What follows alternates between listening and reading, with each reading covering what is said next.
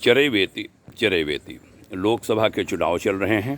5 चरण हो चुके हैं, 2 बाकी हैं। बहुत ख़राब लगता है यह सुनकर कि उत्तर प्रदेश की राजधानी लखनऊ जैसे निर्वाचन क्षेत्र में केवल 52% मतदान हुआ। यह बात ठीक नहीं है। एक उदाहरण दूंगा, एक वोट की कीमत क्या होती है। विभाजन के बाद जिन्ना ने पूरे पंजाब, वर्तमान हरियाणा, हिमाचल का कुछ भाग और वर्तमान विभाजित पंजाब जो यमुना नदी तक है और दिल्ली को 3 ओर से घेरता है, उसे पाकिस्तान में मिलाने की मांग कर डाली थी, जिसको गांधी का भी समर्थन प्राप्त था। तब तक पाकिस्तान अस्तित्व में आ चुका था, आधा पंजाब पाकिस्तान को मिल चुका था। जिन्ना की इस मांग के बाद लाहौर में तत्कालीन संयुक्त पंजाब असेंबली की मीटिंग बुलाई गई, जिसमें यह प्रस्ताव पास करना था। गांधी का असेंबली के सदस्यों पर दबाव था कि वो मुस्लिम लीग के इस प्रस्ताव पर पाकिस्तान के पक्ष में मतदान करें, किंतु हिंदू सदस्य इसके विरोध में थे। वर्तमान हरियाणा, तब पंजाब, यमुनानगर तत्कालीन करनाल जिला के कस्बा रादौर से तब अनुसूचित जात कोटे के नॉमिनेटेड मेंबर थे चौधरी सुंदरलाल। वे अनपढ़ थे, उनके ऊपर गांधी, जिन्ना, अंग्रेज़ों का दबाव था कि वो पाकिस्तान के पक्ष में वोट डालें।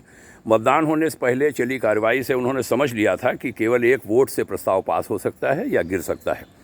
अगर वे प्रस्ताव के पक्ष में वोट डालें तो दिल्ली के 3 ओर तक यमुना नदी तक पाकिस्तान बन जाएगा, और अगर मतदान विपक्ष में करें या गैरहाजिर भी हो जाएं तो वो भाग भारत में रह जाएगा। परंतु हाजिर होकर मतदान ना करने से उनकी जान जोखिम में पड़ सकती थी।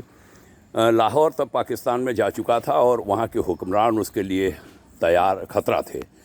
चौधरी सुंदरलाल लघुशंका के बहाने चुपचाप असेंबली से बाहर आ गए थे, वो गायब हो गए थे। वो मुख्य मार्ग से बस अड्डे या रेलवे स्टेशन न जाकर सामान्य गलियों से निकलते हुए लाहौर शहर से बाहर निकल आए और कच्चे ग्रामीण रास्तों, खेतों, जंगलों से होते हुए लगभग 1 सप्ताह तक चलते हुए अपने घर रादौर पहुँचे थे। जिन्ना की पुलिस उनकी लाहौर आदि में तलाश करती रही। वहाँ से अमृतसर को जाने वाली ट्रेनों, बसों आदि की छानबीन करती रही थी, ताकि चौधरी सुंदरलाल को पकड़कर असेंबली में ले जाकर अपने पक्ष में मतदान करा सकें।